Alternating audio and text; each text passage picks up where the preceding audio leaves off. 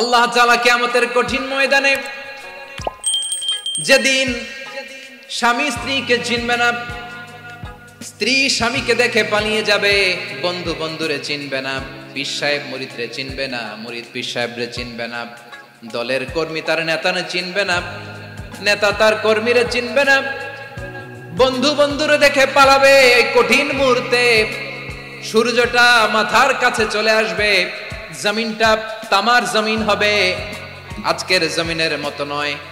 মানুষ ঘর্মাক্ত, ক্লান্ত, শ্রান্ত মাথার মগজগুলো কানের ছিদ্র আর নাকের ছিদ্র দিয়ে বেয়ে বেয়ে পড়বে। বিশ্বনবী ফরমান, ময়দানে 7 শ্রেণীর ব্যক্তিকে রব্বুল আলামিন তার আরশের নিচে ছায়া দিবেন। তার মধ্যে প্রথম শ্রেণীর ব্যক্তি হলো ইমামুন আদিল। ইমামুন আদিল, ন্যায়পরায়ণ শাসক, যে ইনসাফের সাথে বিচার করে, যে জাস্টিস সমাজে সার্ভ করে, যে সুশাসন নিশ্চিত করে, ওই ইমামুন আদিল। আদিল শব্দটা বুঝছেন না? ইন্নাল্লাহা ইয়া'মুরু বিল আদল, পাইছেন? আদিল। 7 শ্রেণীর ব্যক্তিকে আল্লাহ তাআলা সুশীতল আরশের নিচে ছায়া দিবেন, যেদিন তার দেয়া ছায়া ছাড়া কোনো ছায়া থাকবে না। এর প্রথম হচ্ছে ইমামুন আদিল, ন্যায়পরায়ণ শাসক। চিল্লায় বলেন সুবহানাল্লাহ। আবার বিশ্বনবী বললেন, ইন্নাল মুকসিতিনা ইনদাল্লাহি আলা মানাবিরা মিন নূর আন ইয়ামিনির রহমান। কিয়ামতের দিন যারা ন্যায়পরায়ণ হিসেবে আল্লাহর সামনে দাঁড়াবে, কিয়ামতের দিন রব্বুল আলামিন তার আরশের ডান দিকে ওই ন্যায়পরায়ণ লোকদের জন্য আরশের ডান দিকে একটা নূরের মিম্বারে তাদেরকে বসার সুযোগ করে দিবে। আল্লাহর আরশের ডান দিকে ন্যায়পরায়ণ লোকদের জন্য আল্লাহ তাআলা নূরের মিম্বার বানাবে। 4টে কেন কথা মনে করেছেন? আল আদাল, জাস্টিস। ইন্নাল্লাহা ইয়া'মুরু বিল আদল। আল্লাহ তাআলা এই আদালতের নির্দেশনা দেয়, সুবিচার, সুশাসন। প্রিয় ভাইয়েরা, এটা আমরা বাংলাদেশে চাই কি চাই না? এই যে অরাজকতা, এই যে অন্যায়, এই যে জুলুম, এই যে ইনকনসিস্টেন্সি সমাজের অসঙ্গতির প্রধান কারণ জাস্টিস নাই, সুবিচার নাই, সুশাসন নাই। শেষবারের মতো আওয়াজ করে বলেন তো, আমরা বাংলাদেশে আদল চাই কি চাই না? তাহলে প্রথম নির্দেশনা শেষ। আল্লাহ তাআলা তোমাদেরকে আদলের আদেশ দেন। এরপরে আল্লাহ বললেন, আমি তোমাদেরকে ইহসানের আদেশ দেই। ইন্নাল্লাহা ইয়া'মুরু বিল আদলি ওয়াল ইহসান। আমি তোমাদেরকে যেমনি আদলের নির্দেশনা দেই, তেমনি ভাবে তোমাদেরকে ইহসানের নির্দেশনা দেই। ইহসান, আওয়াজ করে সবাই বলেন তো ইহসান। সবাই বলেননি, সবাই বললে এতটুকু আওয়াজ হবে আমি বিশ্বাস করি না। আওয়াজ করে বলুন আল ইহসান। ইহসান মানে কারো প্রতি সফট হার্টেড হওয়া, মহানুভব হওয়া, অনুগ্রহ পরায়ণ হওয়া, অনুগ্রহশীল হওয়া, একে অপরের প্রতি দয়াদ্র হওয়া। একে অপরের প্রতি দয়াদ্র, অনুগ্রহশীল হওয়া ছাড়া মানবিক সমাজ কশিনকালেও গঠন করা সম্ভব না। প্রিয় ভাইয়েরা, সুন্দর আচরণ দিয়ে, ইহসান দিয়ে যা জয় করা যায়, নরম আচরণ দিয়ে যেটা অর্জন করা যায়, কঠোরতা দিয়ে সেটা পারা যায় না। বিষ্ণু ঈসা ইসলাম ইহসান দিয়ে, কোমল আচরণ দিয়ে, তার অনুগ্রহ দিয়ে তিনি অনেক কাফিরের হৃদয়কে জয় করে ফেলেছেন। সাইয়েদনা সুমামা ইবনে উসাল রাদিয়াল্লাহু তাআলা আনহুর কথা মনে পড়ে যায়। তিনি ছিলেন ইয়ামামার বাদশা। মদিনাতে বিশ্বনবীকে হত্যা করার নিয়তে এসেছিলেন। গোপনে গোপনে বিশ্বনবীকে হত্যা করে আবার ইয়ামামাতে তিনি ফিরে যাবেন।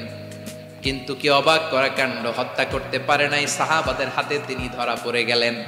সাইয়েদনা সুমামা ইবনে উসাল রাদিয়াল্লাহু তাআলা আনহু হত্যার নিয়তে আসলেন, কিন্তু হত্যা করতে পারলেন না। সাহাবারা ওনাকে ধরে ফেললেন, ধরে মসজিদে নববীর পিলারের মধ্যে বেঁধে রাখলেন। সুমামা ইবনে উসাল, সিরাত থেকে শুনে, সিরাত থেকে শোনাচ্ছি, রাদিয়াল্লাহু তাআলা আনহু ইয়ামামার অধিপতি ছিলেন। ইয়ামামা বিশ্বনবীকে হত্যার জন্য আসছেন, ধরা পড়ে গেছেন, এখন মসজিদে নববীতে বেঁধে রাখছে, তার মানে বন্দী। এখন স্ট্যাটাস কি? বন্দী, ক্যাপটিভ। বিষ্ণু ঈসা ইসলাম সাহাবাদেরকে বললেন, তার খোঁজ খবর নিও, সুমামা ইবনে উসালের খোঁজ খবর নিও। সাহাবারা বলেন, ইয়া রাসূলুল্লাহ, আপনাকে হত্যা করতে এসেছে, তার তো কঠিন ক্যাপিটাল পানিশমেন্ট হওয়া দরকার, কঠিন শাস্তি হওয়া দরকার। বিশ্বনবী বললেন, না, আমি যেটা জানি তোমরা সেটা জানো না। তোমরা সুমামার সাথে ভালো আচরণ করো, বিশ্বনবী সুমামার কাছে গেলেন। প্রথম দিন যে তিনি কালেমার দাওয়াত দিলেন, ইমানের দাওয়াত দিলেন, ইসলামের দাওয়াত দিলেন, রিসালাতের দাওয়াত দিলেন, আখিরাতের দাওয়াত দিলেন। পরের দিন যে বিশ্বনবী সালাতের দাওয়াত দিলেন, যাকাতের দাওয়াত দিলেন, ইসলাম কি, কিভাবে, কেমন করে পালন করতে হয় চমৎকার আর্টিকুলেট করতে শুরু করলেন। তন্ময় হয়ে সুমামা ইবনে উসাল রাদিয়াল্লাহু তাআলা আনহু বিশ্বনবীর কথাগুলো শুনতে আরম্ভ করলো। একদিন নয়, 2 দিন নয়, টানা 3 দিন বিশ্বনবী সুমামার কাছে ইসলামকে প্রেজেন্ট করেছেন, উপস্থাপন করেছেন। আওয়াজ করে বলেন, কয় দিন? 3 দিন। 3 দিন মসজিদে নববীতে বাধা। আর সাহাবীদেরকে বললেন, তার খোঁজ খবর নিও, তোমরা যে রুটি বানাও এর মধ্যে সবচেয়ে ভালো আটার রুটিটা তারে দিও, সবচেয়ে রিফাইন্ড খেজুর, যেটা পিওর খেজুর, এটা তারে দিও। আর বিশ্বনবী নিজের উট থেকে দুধ দহন করে ওনার বাড়ির এক কর্মচারীকে বলেছেন, দুধ দহন করে সুমামার জন্য নিয়ে যেও। সুবহানাল্লাহ পড়বেন না? সবাই তো অবাক, ইয়ামামা থেকে আসছে নবীকে হত্যা করতে, বিশ্বনবী দেখে তারে জামাই আদর করে, তাকে মজার মজার খাবার দিও, দুধ দিও, আদর আপ্যায়ন করো। একদিন নয়, 2 দিন নয়, টানা 3 দিন বিশ্বনবী এভাবে সুমামার কাছে যেয়ে ইসলামকে প্রেজেন্ট করতে আরম্ভ করলেন, ইসলামকে উপস্থাপন করতে শুরু করলেন। আর তাকে চমৎকার এন্টারটেইনমেন্ট, আপ্যায়ন দিতে আরম্ভ করলেন। টানা 3 দিন যখন ইসলামের দ্য বিউটিজ অফ ইসলাম, ইসলামের সুমহান বাণী, সৌন্দর্য তার কাছে উপস্থাপন শেষ, তাকে আপ্যায়ন শেষ, বিশ্বনবী বললেন সাহাবাদেরকে, যাও এবার সুমামার হাতের পায়ের রশি দুটো খুলে দাও। সাহাবারা বললেন, ইয়া রাসূলুল্লাহ, কি বলেন আপনি? ও তো হত্যাকারী, সুযোগ পায় নাই, আপনারে মারতে পারে নাই, ছেড়ে দিলে আবারও আপনার উপর তলোয়ার নিয়ে ঝাঁপিয়ে পড়বে। নবী, এই সিদ্ধান্ত আপনি নিতে যাবেন না। বিশ্বনবী বললেন, যেটা বলেছি সেটা করো, সুমামার রশিগুলো ছেড়ে দাও, সুমামার হাতে পায়ের রশিগুলো যে তোমরা খুলে দাও। সাহাবারা তর্ক জুড়ে দিলেন, লা ইয়া রাসূলুল্লাহ, এমনটা করবেন না, তো ভয়ঙ্কর, ভয়ঙ্কর খুনি, কি জানি কি হয়ে যায়। বিশ্বনবী বললেন, না, তার হাতে পায়ের রশিগুলো খুলে দাও। সাহাবারা বিশ্বনবীর কথা মতো তার হাতে পায়ের রশিগুলো খুলে দিল।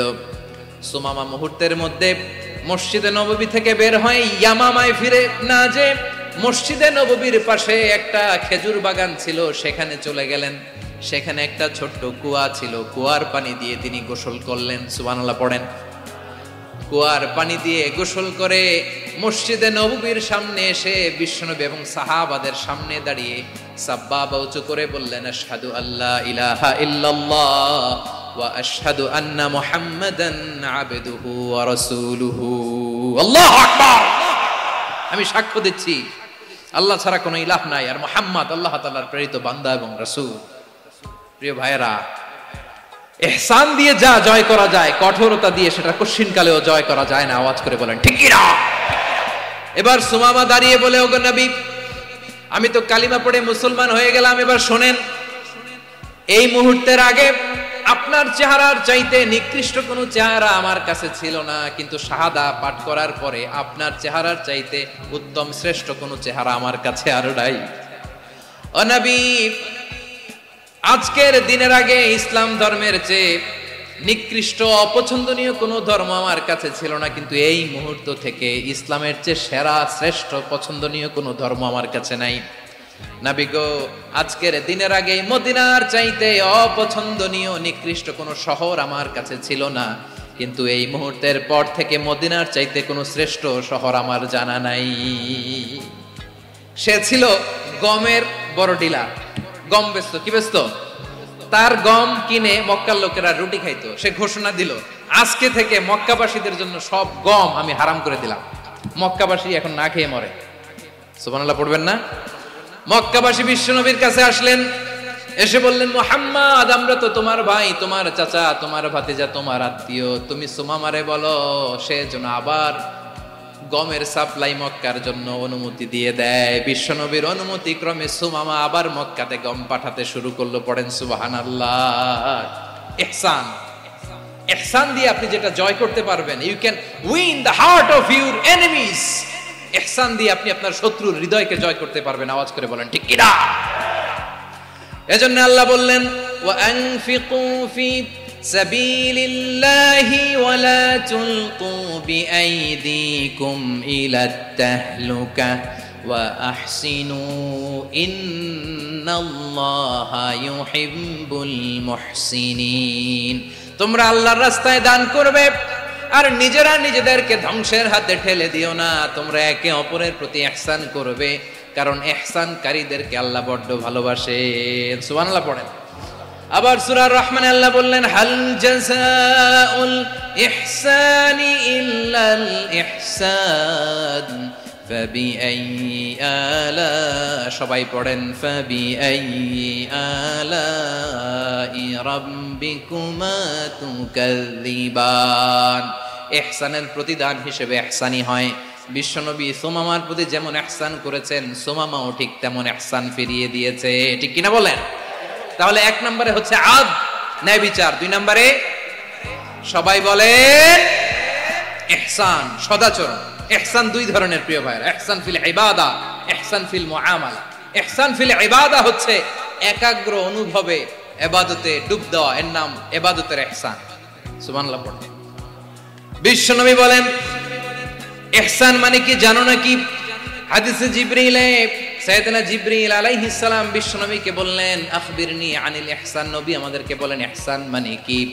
বিশ্বনবী বললেন, আনতা আবুদাল্লাহা কাআন্নাকা তারাহু ফাইন লাম তাকুন তারাহু ফাইন্নাহু ইয়ারাক। ইহসান মানে হলো এমন ভাবে তুমি আল্লাহর সামনে নিজেকে উজাড় করে ইবাদত করবে, তুমি ভাববে তুমি আল্লাহকে দেখতে পাচ্ছ। আর এটা যদি ভাবা তোমার জন্য কঠিন হয়ে যায়, অন্তত এতটুকু তুমি ভাববা যে আল্লাহ তোমাকে দেখতে পাচ্ছেন। ঠিক কিনা বলেন? ও আমার বীর চট্টলার ভাইয়েরা, কেউ যেটা দেখে না সেটা দেখে কে? এই বিশ্বাস হৃদয়ের মধ্যে আছে? নামাজে যখন দাঁড়ান এই ফিলিংসটা আনা যাবে?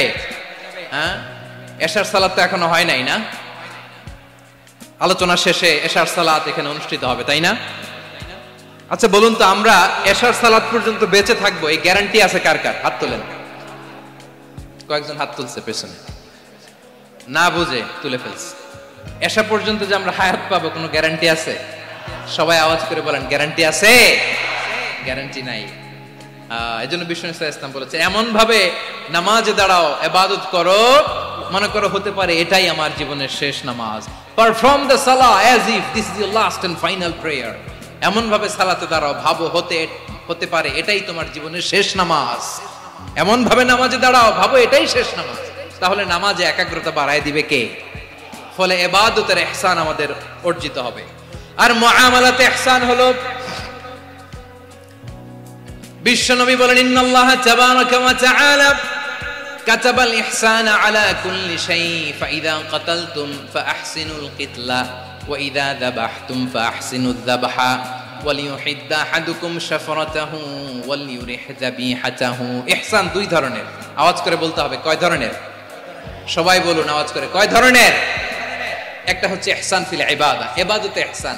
ইবাদতে ইহসান কি? একাগ্র অনুভব দিয়ে ইবাদত করা, মন প্রাণ দিয়ে ইবাদত করা।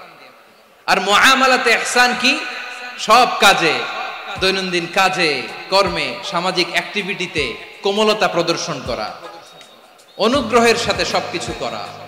আল্লাহ তাআলা, ইন্নাল্লাহা তাবারাকা ওয়া তাআলা কাতাবাল ইহসানা আলা কুল্লি শাই, তিনি সব কিছুর ব্যাপারে ইহসানকে আবশ্যক করেছেন। সবকিছু, মুমিনের সব কাজে ইহসানের পরশ থাকবে। ওয়া ইযা কাতালতুম ফাহসিনুল কিতলা, বিষ্ণুই বলেন তুমি যখন কাউকে হত্যা করো ইহসানের সাথে করো। সুবহানাল্লাহ পড়বেন না? যখন হত্যা করো তখনও ইহসানের সাথে। আচ্ছা হত্যা করবো আবার ইহসান আসবে করতে করে, তো মেরেই ফেলবো আমি। আল্লাহ, ও ভাই একজন খুন করেছে, খুনি, রাষ্ট্রীয় আইনে তার শাস্তি হয়েছে ডেথ পেনাল্টি, মৃত্যুদণ্ড। এখন মৃত্যুদণ্ড দেখে আপনি যেমনে মন চায় তেমনে মারবেন লোকটারে? ওর নাক কেটে ফেলতে পারবেন? ওর কান কাটতে পারবেন? ওর চোখ উপড়ে ফেলতে পারবেন আপনি? যেমন মন চায় তার অঙ্গহানি করা যাবে না। ইহসানের সাথে তাকে হত্যা করবে। সুবহানাল্লাহ, this is Islam, this is the true essence of Islam. ওয়া ইযা যাবাহতুম ফাহসিনুয যাবহা, যখন জবাই করবে তখনও ইহসানের সাথে জবাই করো। করব জবাই, ওইখানেও নাকি ইহসান। আচ্ছা কুরবানির দিন আমরা পশুগুলোরে কি করি বলেন সবাই আওয়াজ করে? জবাই। জবাই মানে তো এটার মেরেই ফেলতেছি, একটু পরে তো টুকরো টুকরো করে গোশতগুলো খাবো, এটার তো খাবো। এটা তো মেরেই ফেলবে। বিষ্ণু বলে না, জবের মধ্যেও মুমিনের জবের ভেতরেও ইহসানের পরশ থাকা চাই। যখন জবাই করবে প্রাণীটাকে হাত পা টাইট করে বেঁধে নাও, ছুরিটাকে শার্পেন করে নাও, ধারালো করে নাও, যাতে অল্প সময়ে জবাইটা হয়ে যায়, প্রাণীটা যাতে কম কষ্ট পায়। সুবহানাল্লাহ পড়ে। দিস ইজ কল্ড ইহসান। ইহসান আল্লাহ তাআলা যেমনি আদলের আদেশ করেছেন, ন্যায় বিচার জাস্টিস এনশিওর করতে বলেছেন, সমাজে ইহসানের ব্যবহার, ইহসানের অনুশীলন তিনি করতে বলেছেন। এজন্য মুমিনের প্রতিটি কাজে, আমার চট্টগ্রামের ভাইয়েরা আমার দিকে তাকান, খেয়াল করে শুনুন, মুমিন জীবনের প্রতিটি কাজে ইহসানের পরশ থাকা চাই। আমরা যেন আমাদের পরিবারের প্রতি ইহসান করি, আমরা যেন আমাদের কর্মচারীদের প্রতি ইহসান করি, আমরা যেন আমাদের কলিগদের প্রতি ইহসান করি, আমরা যেন আমাদের ভাইদের প্রতি ইহসান করি। মুমিন জীবনের প্রতি কাজে ইহসানের পরশ থাকার দরকার আছে না নাই? কথা বুঝতে পেরেছেন? তাহলে আল্লাহ তাআলার তিনটা আদেশ ছিল, কয়টা গেল? ভুলে গেছে, ভুলে গেছে চট্টগ্রাম। তিনটা আদেশের মধ্যে কয়টা বললাম? প্রথমে কি ছিল?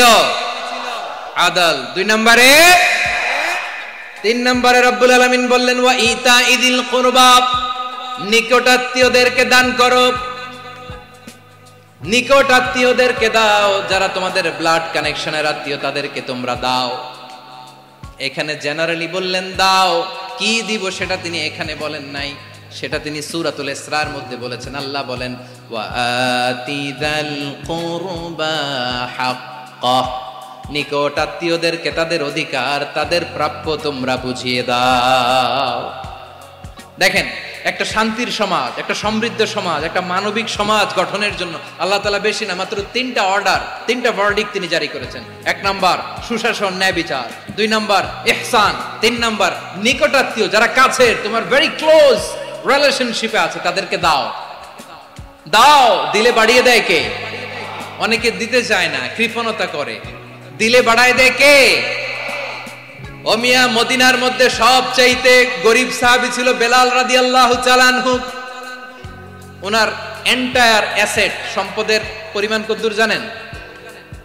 একটা লুঙ্গি। বেলাল রাদিয়াল্লাহু তাআলা আনহু, ওনার টোটাল ওয়েলথের এস্টিমেশন হচ্ছে মাত্র একটা লুঙ্গি। একটা লুঙ্গি, টোটাল ওয়েলথ এস্টিমেশন, টোটাল সম্পদের পরিমাণ বেলাল রাদিয়াল্লাহু তাআলা আনহুর কি ছিল? কথা বোঝে নাই বোধহয়। কি ছিল? ওই বেলাল রাদিয়াল্লাহু তাআলা আনহুকে বিষ্ণু ইসলাম বলেছেন, আনফিক ইয়া বেলাল, ও বেলাল তুমিও দাও। ওয়ালা তাখশা মিন যিল আরশি ইখলালা, আরশের অধিপতির তো কোনো ঘাটতি নাই, তুমি দিলে ওই আল্লাহ তোমারে বাড়ায় দিবে। এজন্য আমার প্রিয় ভাইয়েরা, দিলে কমে না, দিলে বাড়ে। অনেকে ধরে রাখে, নতুন কিছু নিতে পারে না, হাত দিয়ে যেটা ধরে রেখেছেন এটা দিয়ে দেন, বড় একটা ধরার সুযোগ পাবেন। জোরে বলেন ঠিক কিনা? ধরেন 5 কেজি ওজনের একটা ধরে রাখছেন, এখন 10, এটা না ছাড়লে 10 কেজি ধরতে পারবেন আপনি? আচ্ছা, 10 কেজির জিনিস একটা আছে হাতে, ওইটা যদি ছেড়ে দেন তাহলেই না 15 কেজি ধরতে পারবেন। কথা বলেন ঠিক কিনা? তাহলে দিলে বাড়িয়ে দেয় কে? রব্বুল আলামিন বললেন 3 নাম্বার আদেশ হলো তোমাদের প্রতি সমাজটারে কেমন করে মানবিক সমাজ, সুন্দর সমাজ গড়বা। 3 নাম্বার আদেশ হলো ওয়া আতিযাল কুরবা হাক্কা, নিকটাত্মীয়দেরকে তাদের প্রাপ্য বুঝিয়ে দাও। এই নিকটাত্মীয়দেরকে তাদের অধিকার বুঝিয়ে দেওয়া, প্রাপ্য বুঝিয়ে দেওয়াতে আমাদের গাফলতি আছে না নাই? চট্টগ্রামে নাই? মাশাআল্লাহ আছে, আছে।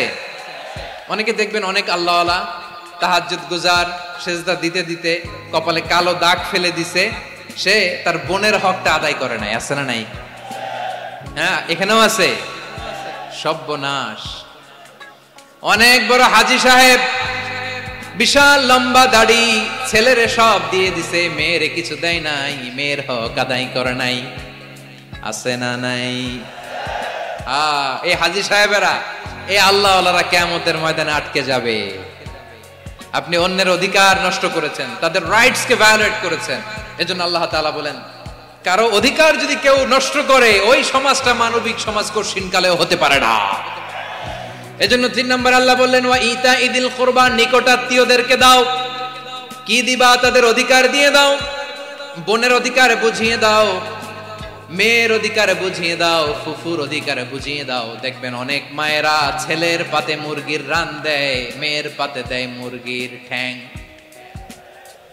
এরকম আছে না নাই? ছেলেরা কি দেয় মুরগির, মেয়ের পাতে কি দেয়? তো মেয়ের কি মুরগির রান খেতে মনে চায় না? মনে চায় না? এমনটা করা যাবে না। নিকটাত্মীয়দেরকে অধিকার দিয়ে দাও, নিকটাত্মীয়ের সাথে সুসম্পর্ক রাখো। আদেশটা কার?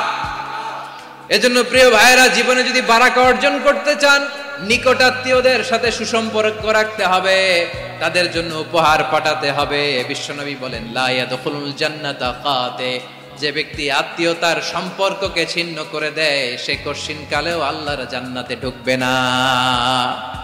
আপনি কি এটারে সহজ হাদিস মনে করছেন? এটা সহজ কথা? আপনি ভাবছেন আপনার নামাজ আপনার বাঁচাতে পারবে, আপনার রোজা বাঁচাতে পারবে, আপনার তাহাজ্জুদ আপনারে বাঁচাতে পারবে? অধিকার নষ্ট করলে কিছুই আপনারে বাঁচাতে পারবে না। এজন্য নিকট আত্মীয়দেরকে দিতে হবে বেশি বেশি। বিশ্বনবী বলেন, ইন্না সাদাকাতা আলাল মিসকিনি সাদাকা ওয়া আলা যির রাহিমি ইসনাতান সাদাকাতুন ওয়া সিলা। মিসকিনরে দান করলে শুধু দানের সওয়াব হয়, নিকট আত্মীয়কে দান করলে দুইটার সওয়াব হয়, সাদাকার সওয়াব হয়, আবার আত্মীয়তার বন্ধন অটুট রাখার সওয়াব হয়ে যায়। আবার বিশ্বনবী বললেন, মান সাররাহু আইয়ুবসাতা লাহু ফি রিজকিহি ওয়া ইউনসালাহু ফি আসারিহি ফালইয়াসিল রাহিমা। যে ব্যক্তি তার রিজিকের প্রশস্ততা চায় আর হায়াতে বরকত চায়, সে যেন তার আত্মীয়ের সাথে সুসম্পর্ক রাখে। আমার প্রিয় চট্টলার ভাইয়েরা, আমাদের রিজিক বাড়ুক, এটা আমরা চাই কি চাই না? সবাই চান? হ্যাঁ, আমাদের রিজিকে প্রশস্ততা আসুক, চাই কি চাই না? আমাদের হায়াতে বরকত আসুক, আমরা চাই কি চাই না? এই দুইটা যদি চান, তাহলে নিকট আত্মীয়দের সাথে সুসম্পর্ক রাখবেন, পারবেন? তাহলে সমাজটারে মানবিক সমাজ বানায় দিবে কে? তিনটা আদেশ চলে গেল। কয়টা? আওয়াজ করে বলেন। 1 নম্বরে কি ছিল? 2 নম্বরে, 3 নম্বরে নিকট আত্মীয়দেরকে দান। আপনাদেরকে আরো শোনার আগ্রহ আছে? আপনাদের মনোযোগ আছে না গেছে? কষ্ট হচ্ছে না? মাশাআল্লাহ, মাশাআল্লাহ। তাকবীর পড়ুন, লিল্লাহি তাকবীর।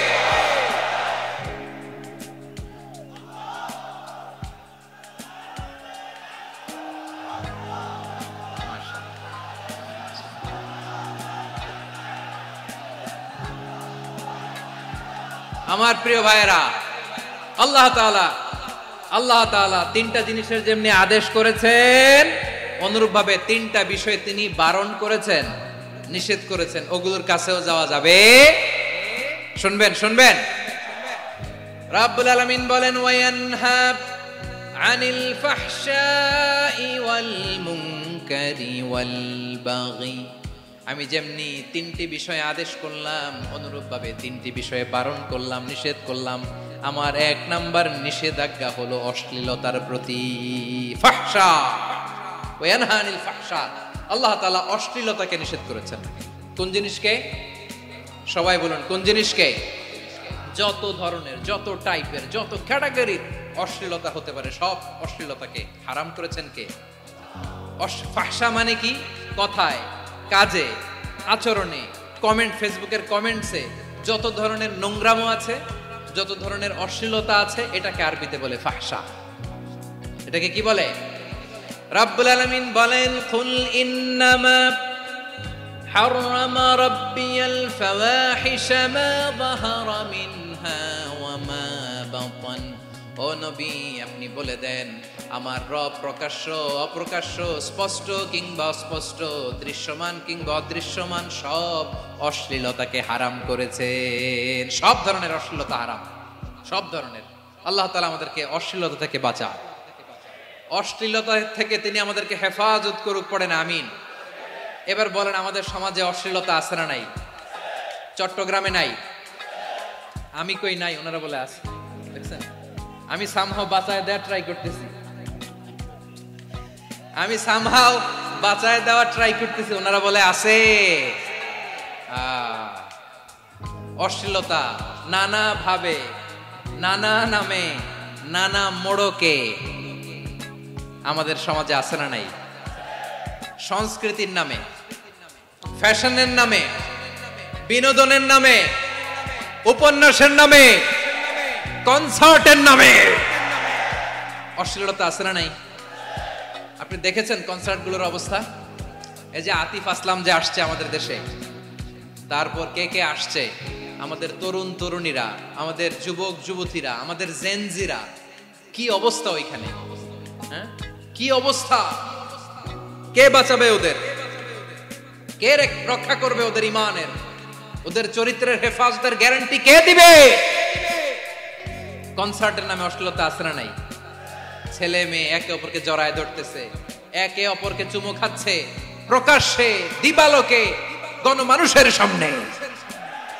আল্লাহ তাআলা এই অশ্লীলতা থেকে আমাদেরকে বেঁচে থাকতে বলেছেন, বেঁচে থাকতে বলেছেন। রূপালী জগতের নামে অশ্লীলতা আছে না নাই? এই টার্মটা আপনারা জানেন না? রূপালী জগৎ কি জগৎ?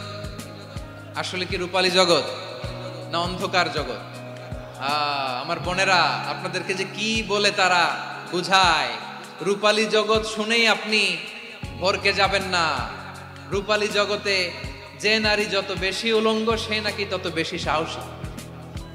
জানেন, বলে এটা একটা সাহসী নারী, খুব সাহসী পদক্ষেপ তার। যত বেশি শরীর থেকে কাপড় নামাতে পারবে, যত বেশি বস্ত্রহীন হয়ে নিজেকে প্রেজেন্ট করতে পারবে, সে নাকি তত বেশি সাহসী। আমার চট্টলার ভাইয়েরা, শয়তানের প্রথমে এজেন্ডা ছিল বনি আদমকে বস্ত্রহীন করা।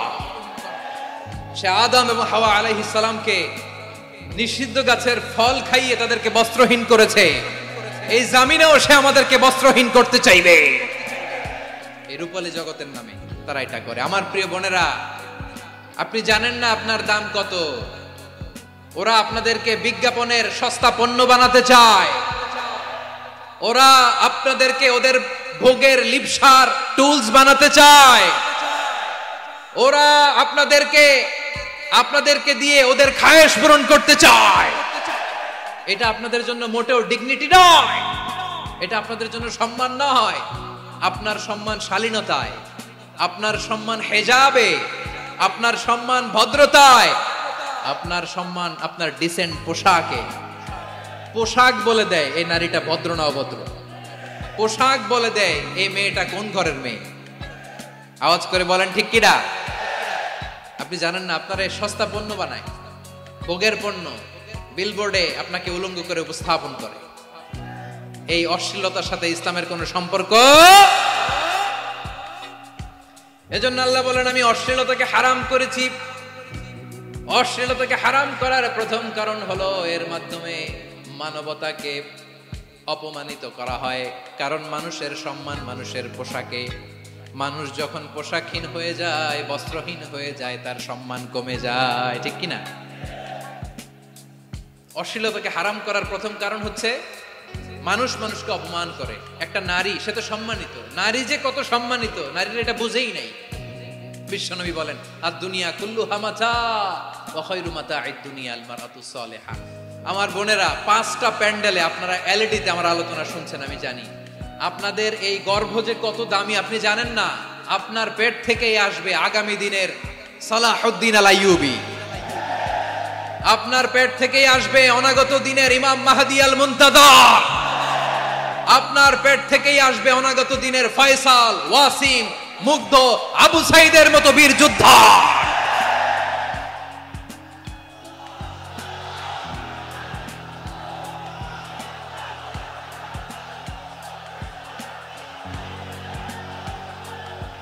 আমার প্রিয় বোনেরা, আমার প্রিয় বোনেরা, বিশ্বনবীর কথার ওজন খেয়াল করেন। আর দুনিয়া কুল্লুহা মাতা ওয়া খায়রু মাতা'আদ দুনিয়া আল মারআতুস সালিহা।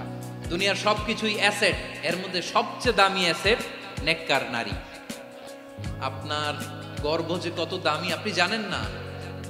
নিজের সময়টাকে কাজে লাগান, কোরআন পড়েন, সুন্নাহ পড়েন। আপনার অনেক দায়িত্ব ঘরে। You are the MD of your family. একটা family it's a very big institution. পরিবার একটা অনেক বড় প্রতিষ্ঠান। and you are the MD of your institution. আপনি এই পরিবারের MD, managing director of your family. এখানে আপনার কত দায়িত্ব। আপনি ছেলে মেয়েদেরকে তারবিয়া করবেন। আপনি আপনার স্বামীর জন্য ঘরটারে জান্নাতের নীড় বানাবেন। আপনার জন্য জান্নাতের ডুপ্লেক্স বাড়ি ওইখানে তৈরি করে রাখবে কে? আপনি যে কত দামি আপনি জানেন না। নারীদেরকে আল্লাহ বানিয়েছেন উচ্চতর করে, নিম্নতর নয়। নারীদেরকে ছোট্ট জিনিস দিলে এটারে বড় করে দেয়। নারীদেরকে ভ্রূণ দিলে, শুক্রাণু দিলে নারী এটারে বাচ্চা হিসেবে উপহার দেয়, ঠিক কিনা? বিয়ের মাধ্যমে স্বামী যখন তার শুক্রাণু তার স্ত্রীকে উপহার দেয়, স্ত্রী রিটার্নে কি উপহার দেয়? ফুল ফর্ম বেবি, মানব সন্তান। দেখছেন, আপনি দিলেন একটুকুনি, দিছে বিশাল। আপনি যদি নারীকে বাজার এনে দেন, নারী এটাকে সুস্বাদু খাবারে রূপান্তর করে দেয়। আপনি তাকে একটা মুচকি হাসি দিয়ে দেন, সে তার কলিজা দিয়ে দেয়। কিন্তু যদি আপনি তার মনে কষ্ট দেন, সে আপনার জীবনকে জাহান্নাম বানায়া দেয়। খবর আছে, নারীর মন বুঝতে পারলে নেয়ামত, বুঝতে না পারলে কিয়ামত, ঠিক কিনা বলে? কত দামি আপনি জানেন না, জানেন না আপনি কত দামি, অনেক দামি আপনি। আপনাদেরকে যেন ভোগের সস্তা পণ্য বানাতে না পারে, আপনাদেরকে সচেতন থাকতে হবে, সজাগ থাকতে হবে, কনসার্ন থাকতে হবে। শয়তানের ওই হাতছানির দিকে আর নজর দেওয়া যাবে না। তাহলে কেন আল্লাহ তাআলা এই ফাহশা অশ্লীলতাকে হারাম করলেন? এক নাম্বার, এতে হিউম্যান ডিগনিটি কমে। দুই নাম্বার, এতে মানুষের অধিকার নষ্ট হয়। আপনি বিয়ে করেছেন, এরে পরকিয়া করেন, ওর সাথে এরকম আছে না নাই? স্ত্রীর অধিকার নষ্ট করেছেন। আপনি বিবাহ সম্পর্কে আবদ্ধ হয়েছেন তার সাথে, আপনি পরকিয়া করেন ওই ছেলের সাথে, আপনি আপনার হাজবেন্ডের সাথে বিট্রে করেছেন। এজন্য আল্লাহ অশ্লীলতাকে হারাম করেছেন। অশ্লীলতাকে হারাম করার আরেকটা কারণ হচ্ছে আল্লাহ তাআলা এই হিউম্যান জেনারেশনকে এটাকে প্রিজার্ভ করতে চায়। হিফজুন নাসল, এটা মাকাসিদুশ শরিয়ার অনেক গুরুত্বপূর্ণ একটা মাকাসিদ, অনেক গুরুত্বপূর্ণ। আপনার নাসল, আপনার জেনারেশনকে সংরক্ষণ করা। এই যে আসতেছে ফেব্রুয়ারি, কত ফেব্রুয়ারি জানো? এটা কি বিশ্ব ভালোবাসা দিবস? হ্যাঁ, কি দিবস? এই বিশ্ব ভালোবাসা দিবসের সাথে মুসলমানদের কোনো সম্পর্ক নাই। আমার প্রিয় ভাইরা, এই যে আপনি অবৈধ সম্পর্কে জড়ালেন, কেন আল্লাহ অশ্লীলতাকে হারাম করেছে? দেখেন, বলতেছিলাম যে এটা আপনার নাসল, আপনার জেনারেশন, আপনার লিনিয়েজ, আপনার বংশকে প্রিজার্ভ করা। কে কার বাবা, কে কার মা, বাবা মা জানা, প্রজন্মকে প্রিজার্ভ করা, এটা ইসলাম ওয়াজিব করে দিয়েছে। এই যে অবৈধ সম্পর্কের কারণে, বিশ্ব বেহায়া দিবসের কারণে, এগুলোর আউটপুট হিসেবে মাঝে মাঝে ঢাকা মেডিকেলের ডাস্টবিনে নবজাতকের বাচ্চার কান্নার আওয়াজ শুনতে পাওয়া যায়। চট্টগ্রাম মেডিকেলের ডাস্টবিনে নবজাতকের কান্না শুনতে পাওয়া যায়। বীর চট্টলার মুসলমানেরা বুঝতে পারলে আওয়াজ করে বলেন, এই যে চট্টগ্রাম মেডিকেলে যে নবজাতকটা পাওয়া গেল, ওর বাবাকে আমাকে বলেন, ওর বাবাকে, ওর মাকে, ও কোন ফ্যামিলির সন্তান কেউ জানে? আপনি হিউম্যান ডিগনিটিকে অপমান করেছেন না? আপনি তার ভবিষ্যৎকে অন্ধকার করেছেন না? আপনি তার লিনিয়েজকে প্রশ্নবিদ্ধ করে দিয়েছেন না? এই জন্য আল্লাহ তাআলা অশ্লীলতাকে আমাদের জন্য হারাম করে দিয়েছেন। পড়েন সুবহানাল্লাহ। এই জন্য রাব্বুল আলামিন বলেন, কুল ইন্নামা হারামা রাব্বিয়াল ফাওয়াহিশা মা যাহারা মিনহা ওয়া মা বাতান। প্রকাশ্য অপ্রকাশ্য সব অশ্লীলতাকে হারাম ঘোষণা করে দিয়েছে কে? আবার দুনিয়ার বুকে যারা অশ্লীলতার প্রসার করে তাদের জন্য শাস্তি মজুদ রেখেছে কে? রব্বুল আলামিন বলেন, ইন্নাল্লাযীনা ইউহিব্বুনা আন তাশিআল ফাহিশাতু ফিল্লাযীনা আমানু লাহুম আযাবুন আলীমুন ফিদ দুনিয়া ওয়াল আখিরাতি ওয়াল্লাহু ইয়ালামু ওয়া আনতুম লা তা'লামুন। নিশ্চয়ই যারা বিশ্বাসীদের মাঝে অশ্লীলতার প্রচার প্রসার করতে চায় তাদের জন্য আমি মর্মন্তুদ শাস্তি প্রস্তুত করে রেখেছি, দুনিয়াতেও রেখেছি, আখিরাতেও রেখেছি। ঘোষণাটা কার? যারা এই নাটকের নামে, সিনেমার নামে, রূপালী জগতের নামে, মুভির নামে, ওটিটি প্ল্যাটফর্মের নামে আমার সমাজে অশ্লীলতা ছড়াতে চায়, তাদের জন্য কঠিন মর্মন্তুদ শাস্তি মজুদ রেখে দিয়েছে কে? ও আমার বোনেরা, এখনো আপনি জাগবেন না? এখনো আপনার চিন্তার দুয়ারে এখনো নাড়া পড়ে নাই? ওরা আপনাকে উলঙ্গ বানাতে চায়, ওরা আপনাকে আইটেম গার্ল বানাতে চায়। এজন্য ইসলাম অশ্লীলতাকে হারাম করেছে। হারাম।